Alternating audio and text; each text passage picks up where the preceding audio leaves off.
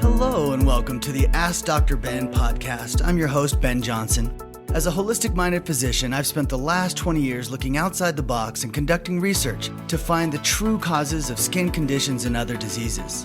And while the focus of my work has been on aesthetic medicine and unlocking the secrets to reversing skin damage, this podcast will also include many other exciting revelations pertaining to you and your family's health and well-being.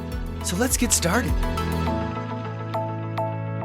Hey everybody, and welcome back to another episode of Ask Dr. Ben. We are on segment 2 of the top 10 signs of aging, what procedures to avoid, and what really works. And before I jump right in, as always, if you have concerns about your health or family or friends, I am always available to my peeps, and you're included. Guess what? As a listener of Ask Dr. Ben, you're included as one of my peeps. So Dr. Ben at osmosisbeauty.com, Dr. Ben at osmosisbeauty.com will get you to the guy who can help you out with a lot of unique things. Last week, I covered digestive malaise issues at number 10, all the digestive issues that we get as we get older. I covered hair loss, although a little bit sporadically, and increased hair on the body and elsewhere in the face, and gray hair. Covered number 8, which was intimacy and libido issues. Number 7 was joints, aches, and pains. Number 6 was the immune system decline that we seem to be facing. And I'm ready to start in at number 5. But I wanted to go back. I could not remember the name of the medication that reduces testosterone activation at the cellular level. And that is Propecia or finasteride. And I am not a fan. I think it affects your body negatively. And so just wanted to recap that because I was having trouble recalling the name of it. Okay, so we're moving into number 5 for things that happen to us, top 10 signs as we age. I'm a big believer in aging gracefully, but not going down without a fight. In other words, if there are things I can do to stay young, feel young, operate from a more youthful way, if there are things I can do to reverse aging physically, I'm going to do them. Now, you're going to hear me kind of go against several things in the industry today because I'm speaking my truth, and you don't have to necessarily believe what I'm saying, but I'm watching these outcomes and seeing some of the changes from these movie stars that result from this chronic misuse of a variety of things. And to be honest, it's a little scary because you think, oh, this won't be too bad, and of course you go to somebody's office and they're like, yeah, this isn't bad at all. And then you have something happen to you that's not recoverable, like a permanent scar or collapse of the skin, orange peel looking skin. Or anyway, we're going to get into skin. I'm going to try not to make this session an hour like I did last week, but let us jump right in at number 5, mental clarity, focus, and memory. So let's start from a bigger picture. I'm not telling you I have a solution for Alzheimer's. What I'm telling you is I have a suspicion that there's a pathogen associated with Alzheimer's and it's worthwhile treating. We have a protocol for Alzheimer's. You can see that on our website, or you can write me at AskDrBen at osmosisbeauty.com. I get a ton of emails from you guys that say Ask Dr. Ben, and I don't blame you because I can't even say it right. It gets to me, by the way. If you put osmosisbeauty.com, you could put flippity gibbet and it'll still make it to somebody on our staff. So, mental clarity. First of all, one of the beauties of aging is wisdom. And of course, it's one of the underappreciated aspects of our elderly population. But the downside of what I'm seeing right now is that the poisoning of the planet, and I'm talking about through pesticides, through food preservatives, through fluoride in our drinking water, through bleach in our drinking water, through medications that distort our hormones and our neurotransmitters, through malnourishment that affect the production of neurotransmitters, I'm trying to give you all these environmental reasons why the brain is challenged. And one of the ways the brain is challenged can be a virus. So I'm not saying all senile dementia is viral. In fact, I do think Alzheimer's has a viral component to it. And so try to catch it early, check out our protocols, let me know how we can best help. But in some cases, dementia is also related to a virus. And then in other cases, it's just somebody ready to check out from life and you're not going to stop that from happening. And then in other cases, like I'm saying, it's the poisoning and the effect that long-term fluoride use, which does affect memory, which does affect creativity, which does affect someone's energy. And so I'm a big fan in pulling fluoride out of our drinking water. I think it's having an impact already on society. Really classic movie, Idiocracy. Watch that movie if you've not seen it. There's a telling aspect to it. Seems oddly close to the direction we're headed right now. And anyway, it's also funny. So, how do we improve mental clarity out of osmosis? Well, I do believe in if you don't use it, you lose it for your brain. So, for a lot of people, they may be in a job that is very routine-based, doesn't involve a lot of mental gymnastics. And I think that can lead to a decline. You really want to try to focus in on as much as you can on, using your critical thinking skills. And whether that's crossword puzzles or Sudoku? I can't even remember. I don't do that one. And then, any other mental activities, I think there's some good that can come from that for sure. Obviously, good, deep conversation with others is always good.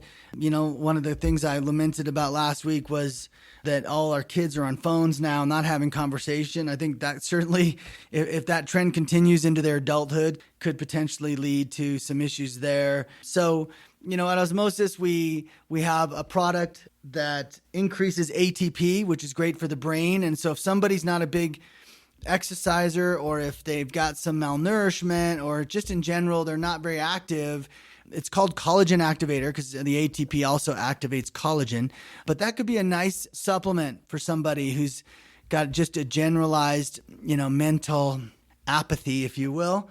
So that's one. Another one that's big for me is Ageless Vitality. That's something I take every day, twice a day.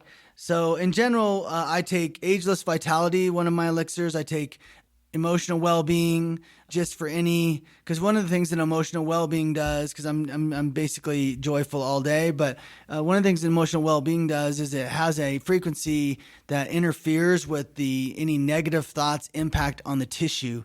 So I just take it sort of in case of that. I think there's some benefit to it. It also has frequencies that excite serotonin and some other neurotransmitters. Oxytocin, believe it or not, it excites. So, we haven't tested that, but based on the success rate and the clinical trials we've done on our other elixirs, I can tell you it's very well received and it's worth trying. But Ageless Vitality, emotional well-being, hormone relief. I take sugar detox because I'm still taking my sugar more often than I should. And it helps with focus. Ageless Vitality helps with focus. Collagen Activator helps with focus. Exercise, by the way, is going to help with focus. I don't know if any of these supplements they're claiming with ginkgo biloba or anything have a tremendous impact. But, if your intuition draws you into trying those, certainly add those to your list. And that's how we are impacting it. So most important message here is not all dementia-related symptoms are just because genetic or otherwise. They're environmental. And a lot of times if they're environmental, there's a pathogen, then I highly advise taking our immune defense elixir, which is designed to kill off any pathogens, and protocols vary. I might also add that there's a seeming improvement in mental focus associated with recovery, which is, again, our microbiome replacement. And there's a ton of fantastic omegas. Omega 3, 6, 7, and 9 are all in there at perfect balance levels. And so it's a great omega supplement, which is good for brain health. And then I think you're going to find that my new Regenerate coming out soon actually has some great amino acid blends in it that are going to help brain health amongst your collagen and your liver, and that can be beneficial to you as well. So that pretty much covers what we do on the mental level. I mentioned already to do exercise, eating good foods, you believe it or not, definitely can reduce cloudiness in your thinking. So trying to get your diet clean is a great idea for a lot of these things.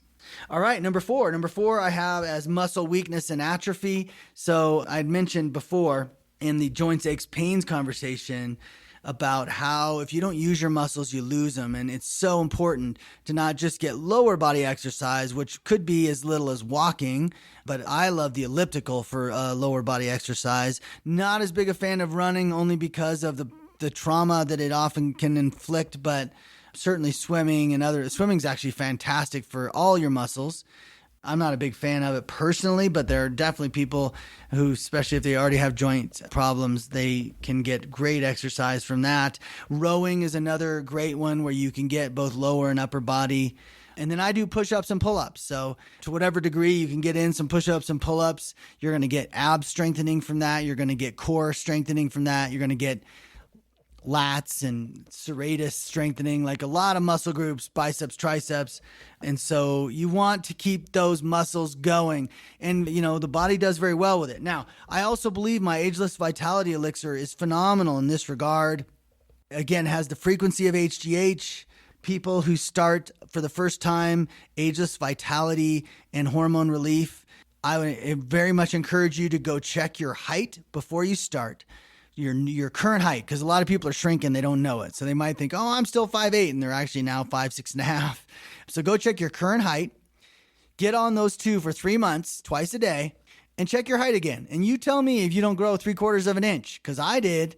And I used to be 5'9" 3/4. I always was very wanting to get to 5'10". Of course, I was really wanting to get 6 foot. Never happened.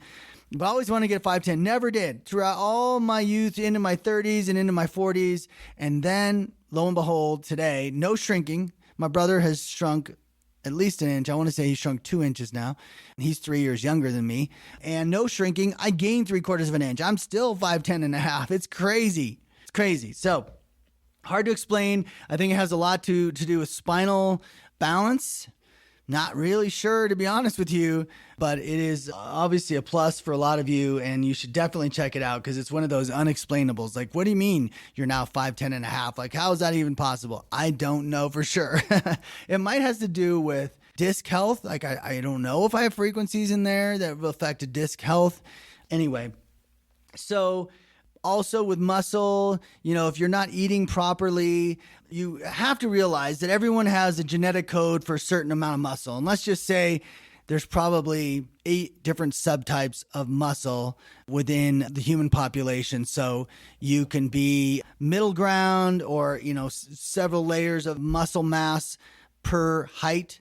And what I'm talking about is natural muscle density and presence. So a certain amount of weight of your body weight is muscle. That is going to vary genetically pretty significantly.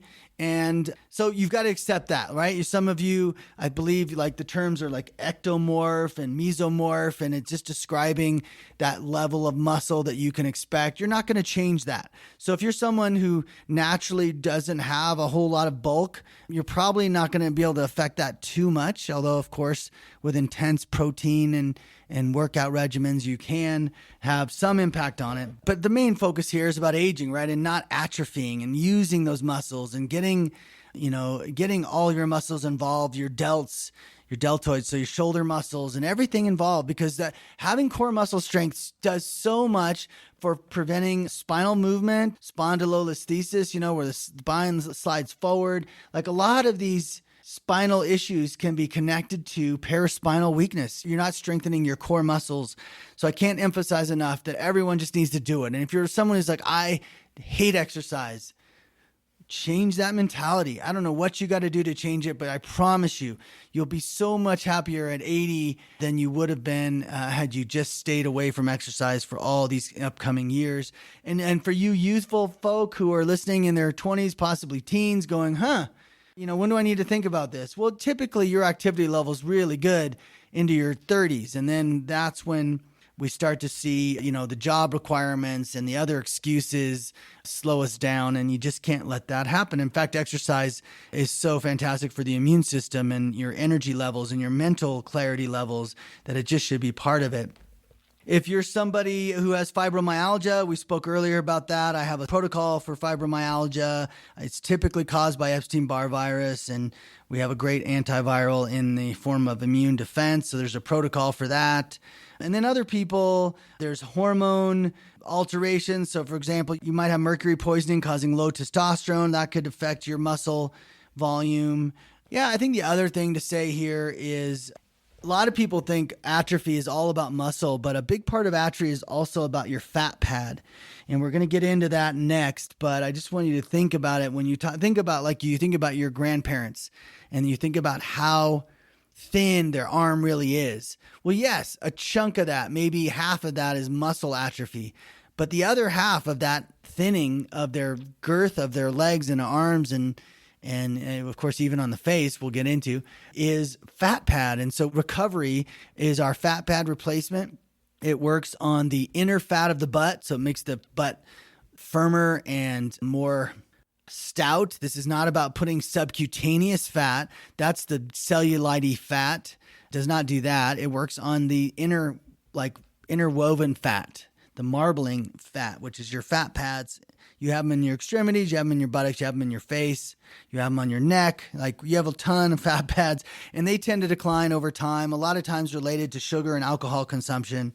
So you want to focus on that. The fat pad protocol is 1 tablespoon twice a day for anywhere between 6 and 8 bottles. The average is about 7 bottles. It takes about 3.5 months. And the effects are noticeable.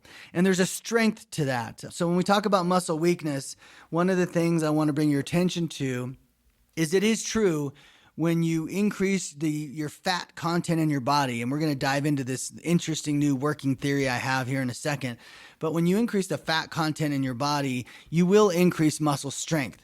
Now, I think there's a misunderstanding about glycogen. So when you eat glucose, your body stores it as glycogen, unless it's toxic glucose, which is oxidized glucose, which is white sugar. Stay away from that. Like, every time you want sweets, just think about only buying the sweets that used cane sugar or unprocessed sugar or, other forms like honey or molasses or other, non-modified forms. So much different for your body. Your body handles that so much better. But what I wanted to say here was a lot of people go on ketogenic diets where they don't eat carbohydrates, and I'm not a fan.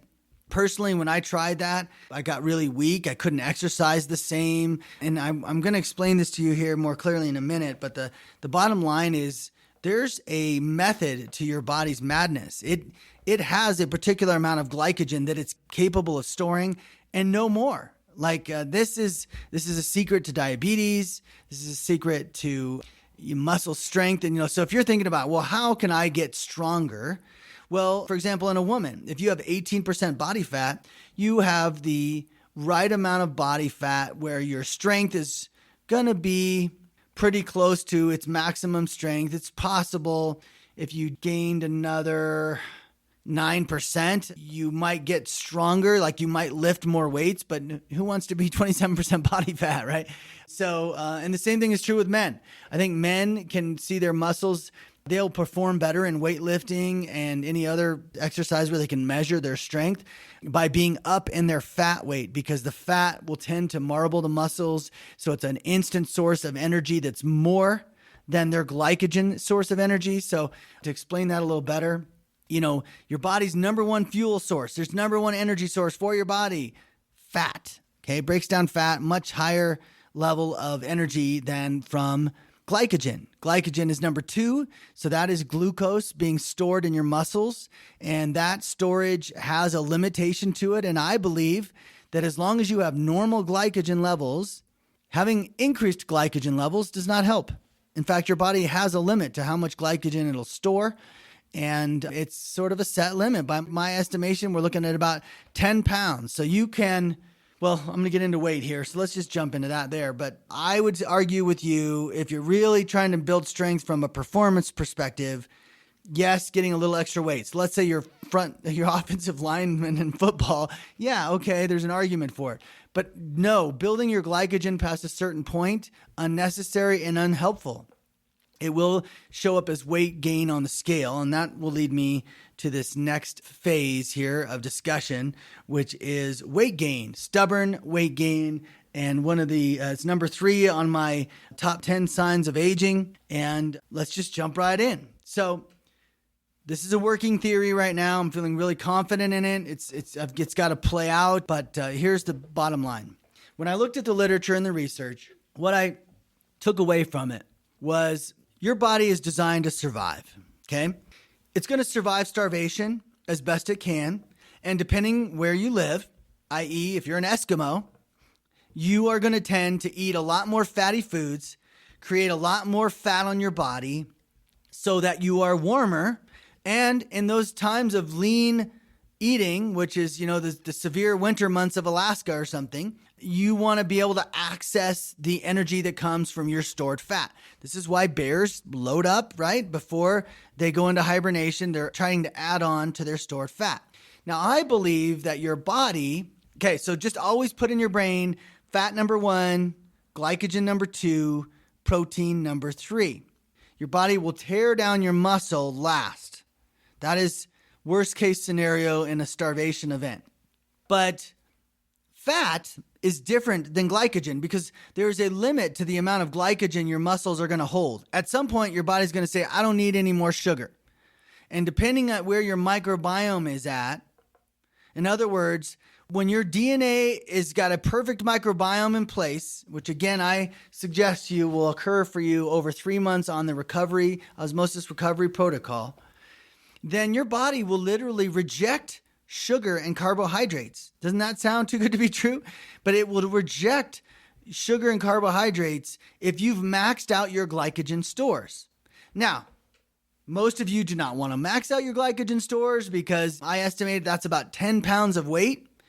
But what I really got into when I looked at this weight gain thing was I was always wondering, and I'm sure you're always wondering, how does my child eat so much sugar and junk and not get fat? Now, yeah, it's not true for everybody. And yes, it's true that over time, in some kids, that time comes in their teens, and some kids, it comes in their 20s, and some kids not till their 30s, that they can get away with eating all that junk and still not get fat. And here's how I view it. Your body looks at glycogen stores differently. And yes, it's true that glycogen can be broken down through a certain number of pathways into fatty acids, but that's for energy purposes. It's not so that it can say, oh, I'm going to turn that glycogen into fat. That's a leap we make that I think has never been verified. There's a study that shows, yes, glycogen can become fatty acids. And then someone made the leap and said, oh yeah, and fatty acids can be, through, lipogenesis, form into fat globules that store in the fat cells. It's physiologically possible. But as always, with my holistic mindset, I revert back to the AI level of intelligence that our human body has. Why would I go to all the trouble to break down glycogen for energy and then go, oh, change my mind, I don't need the energy, I'm going to now take the fatty acid and make it back into fat? It doesn't happen, guys. I promise you, not a problem, not something to think about. So that's sort of an old wives' tale of, hey, sugar turns into fat too. Not true. So imagine that you have glycogen stores. You have fat stores. So how do you grow your fat stores with fat? And I'm going to make a real caveat here. Your fat cells grow from 2 different ways. They grow from more fat and they grow from toxins because your fat cells are a detox center for your body, like your liver. So toxic sugar, like, white sugar, a lot of times will store in the liver and cause issues with the glycogen storage in the liver as opposed to storing in the muscle. It's not a preferred source for muscle, but I assume some of it makes it there. So again, you really want to focus your sugar intake on using natural sugars. But if you can imagine, you have a set point, okay? You have a happy place. Your body likes X amount of glycogen and it has X amount of fat where it's comfortable. Now, I put that number at 18% for women, which is what a lot of studies suggest, and 9% for men. That is baseline. So I know a lot of you guys are like, whoa, at 9%, I don't have a six-pack. Yeah, well, I got some news for you. Your body was not built on six-pack mentality. Now, if you want a six-pack, you got to get to 6% in general. And 6% is the lowest percent of fat you can have without distorting your hormones and reducing your health. And what you're going to hear from all the bodybuilders and exercise fanatics is when they drop below 6%, they have massive hunger because your hunger is a tell. This whole thing about eating is interesting because when you crave certain foods, there's a reason why you crave them. Unless your microbiome is distorted, which for a lot of us it is. Unless there's an emotional attachment to food, but for a lot of us it is. So if you know that you're pretty well balanced and you're not letting your self-hatred or your anger towards somebody or some other emotional disturbance trigger some food craving, if you're not letting that happen, then your food cravings oftentimes are a tell of what you need. And so when these guys get below 6% body fat, and that's what the super shredded bodybuilder competition level of shred people get to, probably 4 or 5%, they're starving, they're miserable. Their immune system's not working right, their hormones are off, and it affects libido, it affects impotency, all those things that you thought, oh yeah, well, isn't testosterone supposed to help that? No, balance is what helps that. For women, that number's 15%. So once you get below 15% body fat, you start distorting your hormones, you start seeing masculinization effects like facial hair, increased muscle, but sort of a manly appearing muscle pattern, and oily skin is another example. But yeah, so 15% is fine. And 15% in a woman, most typically, and this is going to be on average, but almost everybody, is going to have a very svelte figure. They may or may not have a six-pack. You know, that's not really how women were designed. So to get to six-pack, you might find yourself having to get to 12%, but that's going to come at a price. You're supposed to have voluptuous curves. You're supposed to be a little bit softer on the edges. That is by design, just so you know. And, you know, of course, breast mass is highly dependent on having normal levels of body fat. So the way I want you to picture it is 18% is ideal. 15% is just fine for that person who really wants to look lean and mean. And remember, I'm not really talking about the subcutaneous fat portion of this. The subcutaneous fat is the skin issue. So if when you're seeing cellulite at 15%, you're like, wait a minute, why should I have that? It's toxic fat. Cellulite is toxic fat. That's estrogen toxins. So you want to bind up those estrogen toxins with skin defense. It's fantastic at doing that. It might take several months. Your menstrual cycle will be thankful for it too. And you just want to think like more about just overall body fat content and stay between that 15 and 18% range. Now, what's different about glycogen storage versus fat storage is your body fat storage can keep going up. It doesn't have a limit. It's designed for the Eskimo in all of us, where it's like, oh, you want to fatten up for long-term starvation prevention or for heating up your body because you're in a really cold environment. Totally, we're able to do that. Body will comply. And that's about how much fat you eat in your diet every day. So I'm very much a believer in the 50% carb, 25% protein, 25% fat model. And obviously, you could dive into the proteins and fats. We won't do that here today. But my point is to say, if you eat over 25% fat in a day, you're likely to incrementally increase your fat content in your fat cells, and especially if you don't have like an exercise routine. And yeah, exercising every day will utilize fat first if you're over your 18% limit, and only if you're over your 18% limit. Unless you, and this is a little confusing, so try to bear with me.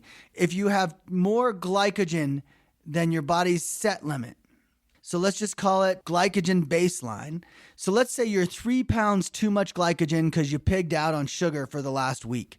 That could cause a fluctuation in your weight, by the way. One of the biggest things that people get confused by in a ketogenic diet, as soon as they go on it, they're like, lose 5, 7, 10 pounds. They're like, wow, that was fast weight loss. How did it happen that fast? My metabolism wasn't that much higher. How could that possibly happen? It's because you're utilizing your glycogen stores in your muscle. It's muscle loss. It's not muscle loss. It's muscle weight you're losing, not fat weight. And you say, oh, but Dr. Johnson, I was on that ketogenic diet for months. I lost weight for sure. Well, of course, it's always going to be about, well, how much fat did you eat during that time? How much total calorie content did you eat during that time? And once you lose your excess glycogen stores, your body will burn fat first. It's the most efficient way to keep your body energized and healthy. So that's where it gets confusing. If you have excess glycogen stores, you'll never burn fat. You'll constantly be, let's say you're a carb lover and you hardly eat any fat, and you're always cycling between 2 and 10 pounds of glycogen weight. And you think it's just fat weight, but it's not. It's your muscle weight. And so you cycle between 2 and 10 pounds of glycogen weight. Well, you'll never touch those last bits of fat you've been trying to lose, that pinch that you've been struggling with on your belly or what have you, because you never got rid of the glycogen stores down to baseline so that your body then could start burning fat. Because remember, it wants to burn fat, but only when your glycogen excess is out of the way. So it's a little bit tricky, and it makes so much sense when you start thinking about all these kids who are eating massive amounts of carbs, but not putting a lot, they don't look really fat. Well, a lot of that has to do with how much fat they're eating. So hopefully that made sense. So when it comes to stubborn weight loss, there's other issues like low estrogen causes water retention. So you can have estrogen toxicity and you are prone to keep that water weight on. And the only way you're going to get rid of it is pulling the estrogen toxins out of your body. That's osmosis skin defense.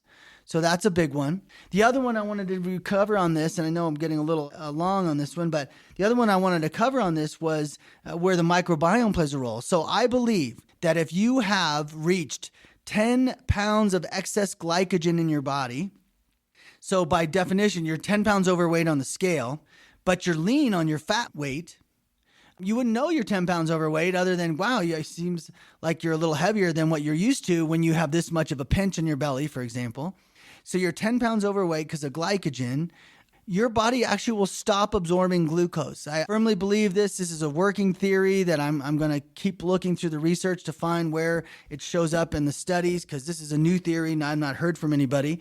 So I'm not sure they're going to be studying it, but I think this is where your microbiome is related to diabetes. So I think what's happening with diabetes is their glycogen stores have hit 10-pound max capacity over baseline.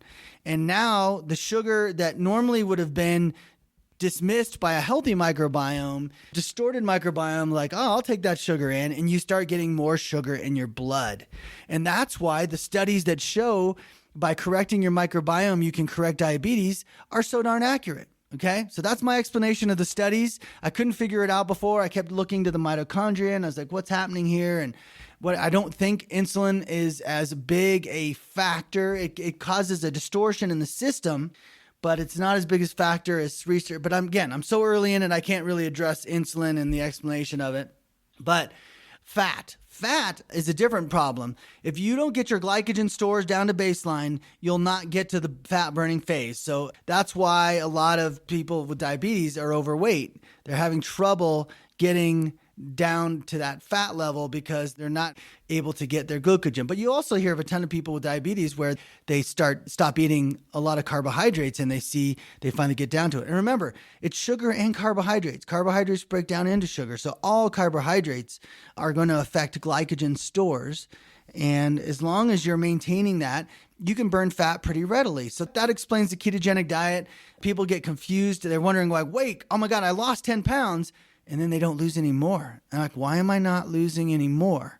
Well, the answer is because you hit your baseline on your glycogen and you're probably eating a lot of fat as your alternative to sugar. So you're filling up your fat cells, but you're not able to, well, anyway, but then you can also be on a ketogenic diet and have a lot of fasting, one meal a day stuff, or eating really healthy ketogenic diet. Of course, that's going to cause weight loss on both the fat side and the glycogen side. But again, I don't support the problem with the ketogenic diet is you start getting below baseline and all of a sudden now your muscles are underperforming. I don't believe in that. I think you get your glycogen levels to baseline. And you all have to each determine what that is, figure that out for yourselves through scale analysis, through different fasting techniques, whatever it is. And then you work on fat burning. And of course, exercise and all those things are going to keep that weight off. But again, you got to remove the estrogen toxins, get your hormones back to normal. And then there's the other fluctuator, which is toxic weight. So salt is a classic toxic weight example. And it's mainly bleached salt. So most restaurants are using regular table salt. Horrible for you. Horrible. Makes you gain weight right away. You wonder when you go, that's the other explanation. You wonder why it is when you're on a ketogenic diet and you just start to take some bite of carbs and boom, all of a sudden you're up a few pounds. You're like, how did that happen so fast? I didn't even eat 2,000 calories. I just happened to eat carbs. It's because your muscles started to store glycogen, right? So this is how I get to my working theories a lot of times, is to look at each scenario of why do people not gain weight here? Why do people gain excessive weight here? Why do they get rapid weight loss there? All those things. That's how I work. So back to toxic weight. I believe that 2/3 of the toxic of weight gain in adults is toxic weight. And what is toxic weight? Toxic weight is when you eat toxic food, and there's so much of it. Table salt's one example. There are all kinds of estrogen toxins that can go in to cause cellulite in different areas. But, genetically modified food is toxic. You can imagine all the different chemicals that we ingest. The body has to do something with them, and it will put them in fat cells until your body can get rid of them. So if you don't ever clear the toxicity and you keep eating, say, fast food every day, then your body's just going to keep sending more toxins to more fat cells. Your fat cells are going to get more and more swollen. And you may even eat 2,000 calories a day, but you're gaining weight because you are increasing your toxin weight. And so the secret to that is, of course, detoxing with things like skin defense, of course, cleaning up your diet, drinking lots of water. And water's a bit tricky. I think drinking 12 8-ounce glasses a day for someone about my weight, which is 170 pounds, makes sense, but it's going to vary depending on, did you have caffeine? Did you eat a lot of sugar? Did you eat a lot of salt? Like sometimes you actually have to take the water in to allow the salt to pull out. And the salt's not going to all dump out at once. Your body's very carefully managing your bloodstream and all the chemical balance within it. And so it's one of the reasons why a lot of people make a mistake when they rehydrate, and they're like, oh, I make sure to get all my hydration in the morning. So while I'm working out, I have 4 bottles of water. And so I'm getting what I need for the day. It doesn't work that way. Unfortunately, you really need to divide up. Maybe you take, 500 mLs, half a liter of water, a typical bottle of water, 1 an hour. And yeah, maybe sometimes you can get away with a bottle and a half, 2 bottles, depending on your size. But that's the fastest way to pull salt out of the body and get your weight down, because salt weight, that's instant too, right? You eat a bunch of salt in a meal. You know how it goes. You go to Mexican food, boom, you wake up the next morning like, how did I gain 2 pounds? I didn't even eat that much yesterday. Salt weight. Well, how is it going to come out of you? Well, it's going to come out of you slowly over time, but with the right hydration strategy, it's going to come out faster. Now, the toxic weight, that's a whole other issue. You might have to be on skin defense for a while to get those toxins out, but your body is trying to get it out. If your liver's healthy, the more healthy your liver is, the more healthy your kidneys are. Your body's assessing the health of every organ and determining how quickly it can dump these toxins, and it doesn't want to push them out and hurt you. So that's why a lot of people have this retention of toxic weight, because they never stop eating. A lot of people eat frozen foods and they're like, oh, at least I'm eating this healthy, very carefully planned out meal plan. No, frozen foods are full of all kinds of preservatives and toxins you don't want to eat. Fresh foods, folks, fresh foods. So I covered that pretty quick. Well, no, I didn't. I covered that pretty over quite a bit of time, but I'm really excited about this working theory. I think it's dead on. So there's 3 ways to lose weight. Remember that. You want to get rid of your excess glycogen stores. You want it so that you can burn fat quickly and easily. You want to exercise daily if you can, but 3 times a week at least, so that you can increase your, metabolism, metabolic activity, so that you can burn more fat for energy. And remember, when your glycogen stores are at baseline, your body will kick in that fat burning, and just what we always hope for, especially because I'm trying to get to 6% body fat, and I'm finding that last couple of pounds has been really hard, and I'm just learning why, because I never let my glycogen stores get down to a place where my body will prefer fat burning first. Coming soon. I'm kicking on it right now, by the way. Okay, we're down to our final phase of my last 2 signs of aging that we want, what procedures to avoid, what really works. So let me just think about procedures. There was anything that people are doing. I talked to you about not necessarily lifting free weights and the weight gain. Oh, yeah. So here's the thing. If you take a stimulant, for your weight loss, what it does is it causes water weight to go out. Well, you don't necessarily want the water weight to go out because it traps the toxins in the fat cells. And if 2/3 of your weight is fat, you don't want speed, stimulants, things like that to do it. Other people take LASIK. Well, again, there's you can get rid of the water in your body, but the water is not the problem. The problem are the toxins that are causing the water to retain. So if you dehydrate other tissues, you're not going to get rid of the stubborn fat cell volume that's there. And, fat cells are purposeful. They're a detox organ in our body. Your fat literally is an organ. It's controlling your hormone balance and it's controlling your toxin balance. And so they're critical cells. In fact, if you go get lipo, your body's going to replace those fat cells there or somewhere else over time, usually within 6 months, according to the research. Why is that? If you destroy your fat with freezing it or melting it with heat, your body's going to replace those fat cells. So it's because fat cells are so critical to your health, and your body wants to have a certain number for your DNA, for your design. And so I'm not a huge fan of liposuction or the freezing or melting of fat. But, the spot treatment here or there may make sense for your body type. But you just got to be careful because they can look bad afterwards, and there's hard to fix that problem if they oversuck an area or create some sort of an adhesion where the skin sticks to the muscle wall in an unusual way. It's not ideal. And so, I don't like diet stimulants. I don't like those processes. I did design a machine called Osmosis Sculpt, which detoxes the fat. I also have a product that's still got a few months left called Melt that helps detox the fat. So if you want to know more about those, you can certainly email me. The Osmosis Sculpt is a procedure that some of my customers have, a machine that does it. Does a really nice job using microcurrent to trigger detoxification of the fat. But what I've learned with both Melt and that system is if you're a toxic person, your body's not going to release those toxins. Even though the microcurrent might push the toxins out of the cell, you're going to repopulate those toxins if there's no organ that's healthy enough to handle it. Anything else in this category? Endermology and devices that use sort of vacuum and massage to push fluids out of fat cells. That's okay. It's okay. But again, the same problem exists. You got to get rid of the toxins or the water's going to come back into those cells.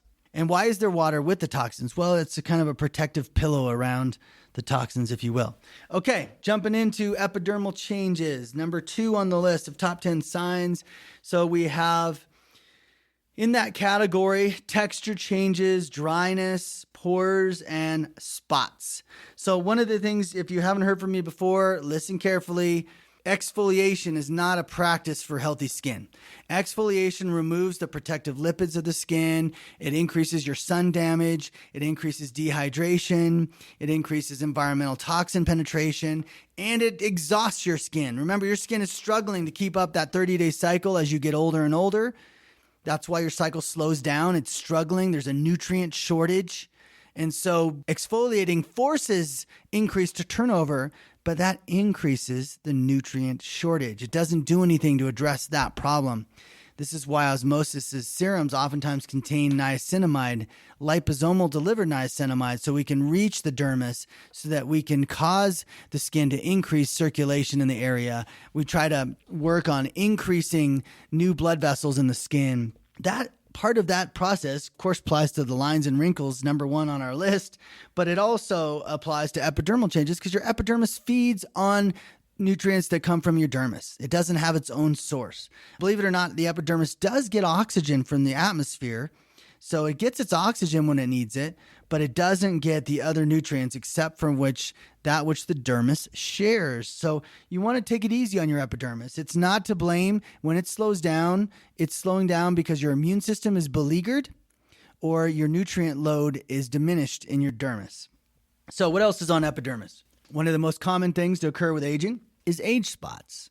And with age spots, what we see is the skin protecting itself. So what's underneath an age spot is a wound, and that wound comes from repeated UV damage typically.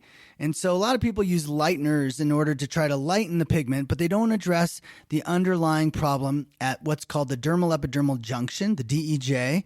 That's where the chronic trauma happens. That's where the unhealed wound triggers this cloud of melanin above it. It's all purposeful. All melanin in your body is designed to protect you. Never think that it's about some rogue cell overproducing, which is what the textbooks say. And we've proved this because we use a DEJ repair agent, which is our rescue. We use that to fix the DEJ so that the body stops making too much melanin on the surface crazy but true, the age spots go away more permanently rather than temporarily with fading agents that are suppressing this protective response. So I've done talks before on this, a deeper dive. I'm not going to go too deep there on that, but just to let you know, we do treat age spots. That's rescue or epidermal repair serum, and it works fantastically well. Now, other spots can occur that are more deep. In other words, you can have dermal inflammation, and then you're talking about liver problems. So liver spots, I believe, come from the liver, and melasma, which is a spots, kind of equal larger spots on both cheeks or forehead or what have you, upper lip. Those are from liver, and we have protocols for those. So just know the osmosis has protocols for liver spots and melasma, but the main one for liver spots is going to be the new Regenerate coming out soon to accelerate liver repair. But for melasma, the main one is called immune activator. The thing is with melasma on the surface skin, which is an increasing problem, it's typically caused by hormones or medication. So you have to get off your hormones or medication in order to treat melasma and heal the liver. Pores get larger as we get older, and especially in people with more sebaceous skin, meaning they have more oil glands or larger oil glands. But I've totally found pores to be linked to the microbiome as well. So you'll usually see enlarged pores in our skin mapping in the digestive zones, which is really interesting. And I do find that people who love yogurt, the weird thing about this pasteurized emulsification process in yogurt does seem to increase pore sizes in people. So you might look into that, and recovery again is a good solution if it comes to that. Texture changes has to do with volume losses, which we'll get into here in a second, in the dermis. In other words, if your skin loses its muscle density or it loses its fat pad volume, then it'll start to collapse down. And when it does collapse down, you'll start to see sagging, and you'll start to see your texture look more accordion-like, because it used to push the skin out, and that would stretch the skin a bit. And then as the skin pulls back and it gets sun damaged, it tends to get these texture changes. Well, we address that. We address that with Rescue Epidermal Repair Serum by healing the DEJ, which is part of the texture change problem. And we address that by improving the volume of the face. Okay, then finally, dryness. Dryness is about your epidermal lipids, and you just don't want to be exfoliating your epidermal lipids, so no daily exfoliation. You don't want to be using heavy cleansers like Dove soap or some over-the-counter bar soaps. You don't want to be using alcohol toners or any acids that you wipe the face with that might wipe away any lipids, because that's going to cause dryness. What also causes dryness is lack of omegas, so taking recovery internally can help with dryness, and also getting your estrogen balance restored. There does seem to be a hormonal link to dryness. So again, taking skin defense to get your normal estrogen levels up, always a good idea. What I would avoid: microdermabrasion, of course, because that peels away lipids and stratum corneum, so that's going to increase dehydration. Acids, retinols in general are not good for aging. It's a misunderstanding of the retinol system to think plain retinol is effective at stimulating collagen. It does not. What it is effective at is exfoliating your skin and causing inflammation and even causing DNA damage. So I'm not a fan of retinols other than our retinaldehyde, which is stabilized and used in microdosing because it's so potent. And then peptides, I'm sort of on the fence over for epidermal changes. You can get some plumping with peptides, so that does help some of the conditions we talked about, but it's temporary. As soon as you stop it, a week or two later, all the peptides have moved out of your skin and the benefits are gone. So I try to focus on long-term, more permanent solutions to epidermal changes. And finally, drum roll, please. Lines and wrinkles, number one problem with aging, the most focused on problem probably. So let me first just talk about what I think is a no-no. I'm not a fan of trauma, guys. I think this concept that the skin makes rejuvenating collagen in the face of being burned is wrong. It makes replacement collagen for the collagen you burned with the laser, with the acid. with the ultrasonic device. I'm not a believer in those. The side effects to them can be very serious and dangerous, and I don't like I get a lot of cases of people like, I wish I'd never done that laser procedure. They're always looking to make it less. They're like, oh, but what about a really gentle laser? Listen, a laser's a laser. It either burns the skin or it does nothing. And so, yes, there are Chinese devices that claim to be, or that are lasers by definition. Like a laser pointer is a laser, but that's not going to burn your skin. That's not going to cause collagen. It's not going to do anything rejuvenating. IPL, kind of in the laser category, intense pulse light. Again, this one tends to collapse blood vessels. That's not what you want. Part of the reason you have lines and wrinkles is because you're losing blood vessels at about 1% a year. So by the time you're 50, you have 25% fewer blood vessels in your skin. That means 25% less collagen activity, 25% less skin turnover, 25% reduced capacity to heal sun damage, 25% fewer growth factors and nutrients needed to keep your skin young. So IPL tends to shut blood vessels with the wavelengths it uses, and I don't like that. I don't like Botox because your muscle girth is part of what creates volume in your face. In fact, your muscles are a pretty big part of the facial volume. And when you keep poisoning them with Botox, they shrink away down to maybe 10, 20% of what their original state was. And they don't do that nearly as readily with age. So Botox to me causes a weakness, causes collapse of the face over time. So it's ironic that it's oftentimes used to treat facial collapse when if you keep using it, it will literally collapse your face. Not to mention the research study that shows when you inject Botox in your face, part of your brainstem gets damaged every time. Does that scare you? Because I say that to kids today who are like 20-something saying, oh, I'm getting Botox to prevent wrinkles. I'm like, oh, please, somebody. Someone's got to stop the madness. Yeah, if you're doing Botox for migraines, I would tell you I have a better solution. Write me at drben@osmosisbeauty.com. Retin-A is the number one prescribed topical for collagen and wrinkles, and it's clinically proven to thin your dermis by 18% in 1 year and up to 30% over 5 years. 30% of your papillary dermis thins because you're applying a collagen-stimulating retinol. How could that be? Well, again, I don't have time to go into the depths of it. In this one, I've done it before in other podcasts and other Insta Lives and other classes. But bottom line is Retin-A is toxic to the skin when used from the surface. Retin-A is meant to be made for immediate use. It's not meant to be floating around in your skin. There is no storage of Retin-A. So when it floats around, it sends mixed messages to the wound healing and collagen repairing activities. So your skin ends up collapsing from lack of collagen repair, even though it's constantly being told to make more collagen. Like it's ironic and crazy, but the studies don't lie. Filler, I'm on the fence with. I think it's hard to get it right. It's hard to maintain it right. Seeing some close-ups, I won't name names of some movie stars I haven't seen in a while on the screen, and they're all lumpy. You get lumpy, and they spend a lot of money keeping the lumpy from looking lumpy, but fillers can last 10 plus years. And so some of them dissipate, some don't. You start getting lumps. I don't believe they're building collagen in any way. There's no long-term benefit to fillers, so I'm not a big fan. You could do a facelift or threading. Threading, I think, is kind of a waste of money because it's a pretty traumatic experience to have. I actually tried it, and none of the effects of the lift that occur from it hold. So it's totally temporary, and it can leave lasting damage if done in the hands of the wrong person. So not a fan of threading. I did threading because I thought I talked myself into the idea that, oh my gosh, osmosis topicals are so good at stimulating collagen that if I pull the platysma up, which is what you're doing with threading, if I pull the platysma up, I can trigger enough collagen with osmosis products to sort of grab hold of that platysma. And that's just all hogwash my brain came up with. It doesn't happen. A facelift, there's good ones and bad ones. Kind of just depends on what you're trying to do. But yeah, and I'm not against blepharoplasties when that skin gets really damaged and saggy. I think blepharoplasties can be a very positive effect on an aging skin. LED, a lot of people ask me all the time, well, what devices are out there that really work?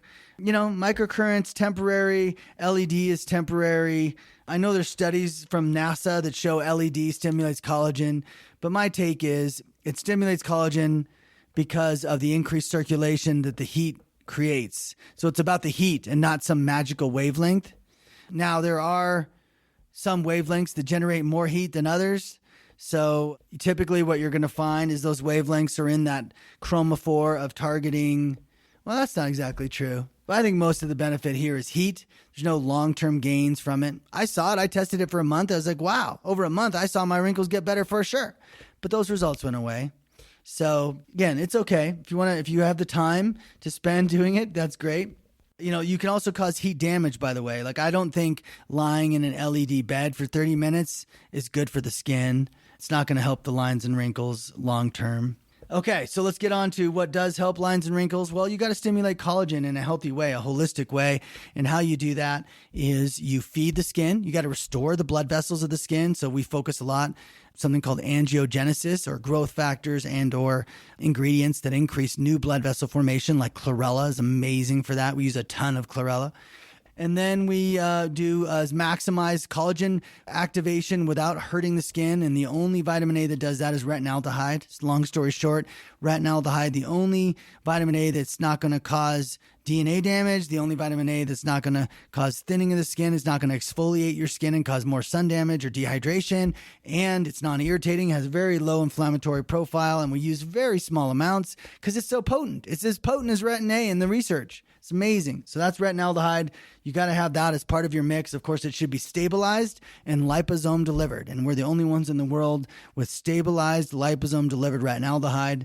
That is the ideal form to keep the DNA damage away, to get the penetration up dramatically. And so building collagen, part of the network. But believe it or not, 80% of your facial wrinkles is related to fat pad losses. And this is where I'm super excited. We have a patent pending osmosis recovery. It's the same recovery that you use to replace your microbiome. But if you take 1 tablespoon twice a day, it provides the exact fatty nutrients to replentify the fat pads that decline because of sugar and alcohol.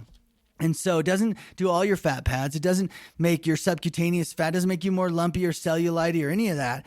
It focuses on the facial fat pads. It focuses on the breast fat pad. If you've lost fat pad in pregnancy or breastfeeding, it focuses on that. Does the butt shelf, I like to call it. It does fat pads in the extremities, but I'm talking about the marbled fat that gives you volume and strength. I'm not talking about the fat that is all saggy and loose and lumpy.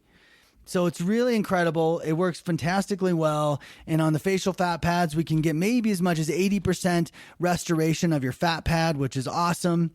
That's what I recommend. Our vitamin A serums. You also have our vitamin C serum. Like most people, vitamin C doesn't do much, right? You can put it on your skin. It causes actually some plumping.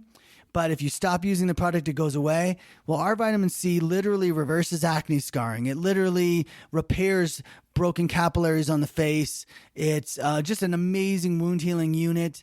And we did a clinical trial on it, and it caused a 110% increase in elasticity. Like I said, 64% reduction in facial capillaries. It's just phenomenal for the skin. And so that's called Catalyst AC11. Also repairs DNA. Works on actinic keratoses. Like, it does all these crazy good things. And then we have our Rescue, another critical piece of the topical regimen. It's not so much for wrinkles. Rescue is more the epidermal changes, but just about everybody needs it over the age of 40. And then Stem Factor, our growth factor serum, which has over 600 different growth factors and peptides, and it's phenomenal at helping. And we've got clinical trials, again, showing how effective and safe it is. So we're very well researched. We're very well studied. We have a very unique holistic philosophy. You can see we covered quite a bit here in these 2 hours of conversation. And we're really just trying to address all those things that bother you as you get older. With each decade, each of these things seem to become more stubborn, more challenging to treat. And osmosis uniquely addresses the source of these problems. Inside out approach. The only topical skincare I know that creates permanent change. The only internal wellness that actually targets the specific causes of some of the most challenging aspects of getting old. And some of this, if you're not familiar with us and you'll be like, that just sounds too good to be true, check out our before and afters at osmosisbeauty.com. I'm going to start being able to post some of these fat pad protocol before and afters soon. And you're going to see it's really something I'm excited about. I'm going to follow you the whole way as an MD. I am here as your medical advisor. Try not to take too much advantage of that. Some of you guys write me a lot of emails asking me about everything under the sun. Let's try to stay focused on the problems that you're finding most challenging, because I have a limited amount of time to help everybody, but I will help everybody, and that includes you. So DrBen at osmosisbeauty.com, every Thursday on Osmosis Beauty's Instagram page at InstaLive, podcast coming out once a week. This is episode 2 of the top 10 signs of aging, what procedures to avoid, what really works. So I hope you enjoyed it. You'll hear me next week. Take care. I hope you've enjoyed this episode of Ask Dr. Ben. Please leave a review if you can, and subscribe to the show on Apple Podcasts to get access to all of my upcoming episodes. My website is osmosisbeauty.com, and you can find me on Facebook at Osmosis Beauty. And you can also follow me on Instagram at osmosis_beauty. Thanks for listening.